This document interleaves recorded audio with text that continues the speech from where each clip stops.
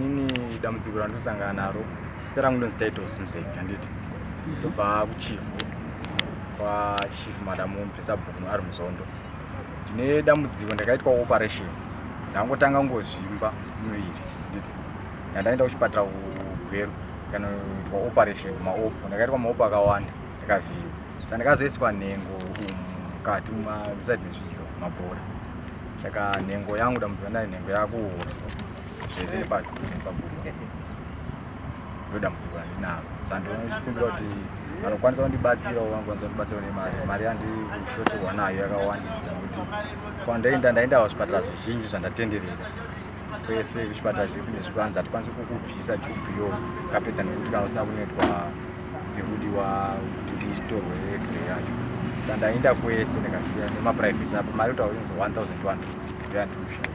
Maybe ndingangodawo kudzorerai kumashure kuti dambudziko iri rakatanga sei? Ndangotanga ngozvimba miri wangu ngotanga ngozvimba zvozvo. Ndandatotadza kutofamba ngotadza kutotaura. Saka nhasi uno tiri kukonai muri kufamba muri kutaura. Ndakatombofamba zvakazofamba sei kuti muzosvika pari nhasi uno kuti muti mazobatsirikana kuti maakukwanisa kufamba? Ndakagara muchipatara zve8 months. Mugweru hospital. Ndakagara ndikabuda ndakukwanisa kutaura nekufamba. Mari yandaive nayo inini handei ndakachengeta ndo yakapera vachindipa mishonga vachindirapa. Okay, tiri kunzwa mimi mukutaura kuti maakusangana nedambudziko rekuti nhengo yenyu yakuita dambudziko rekuwora. Yakuwora nekuti yagarisa kapeta. Yainzi yanzi inofanira kukurudzwa kuzobviswa saka zvino handisina mari kuti ibviswe. Kapeta yakanga yaiswa kuti mugone kubatsirikana pakuenda kunorasa mvura. Saka vakatanzwa kuti tizokwanisa kuzoti tiibvise toita kuita test yekuti tione kuti kuwara tonokugadzira. Saka zvinoreva kuti pari zvino hamukwanisi kushandisa nhengo yenyu kuti muende kunozvibatsira. Handikwanisi. Saka irori dambudziko ramukatarisana naro mungati riri kukonzeresa mamwe matambudziko muupenyu hwenyu akamira sei? Ndinotomboshaya mweya wekufema nokuti inombobhuloka uko. Ndienda kuti ikabhuloka ndichakwanisa kana kudii handina chandinechakwanisa kana ndokona kutombotadza kufamba. Nokuti mabhora tsinga dziya dzakaiswa kunze dzogwadza weti yaduduvira. Mune mudzimai here? Hamuna kumbonge maroora? Ndakaroora kare kare. Zvikazofamba sei? Mudzimai akazoenda kuSouth Africa ndikasara ndega akatobvunza aroorwa mudzimai akaenda kuSouth Africa nekuda kwekunge matarisana nedambudziko iri kana kuti akangoenda? Ipapo akangoenda sandatarisana nedambudziko.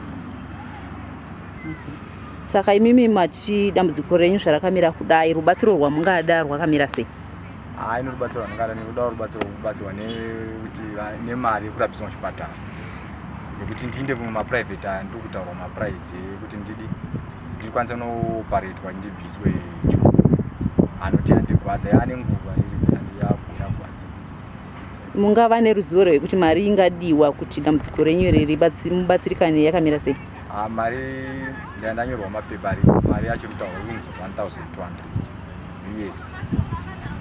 Ndandataura kuti vanzi dei wangu uchinzi wakabata imwe chero mari yauna imwe iri nani zvinotombosikatombvisa. Echitaura 0715 219 307. dzokororai zvakare 0715 219 307.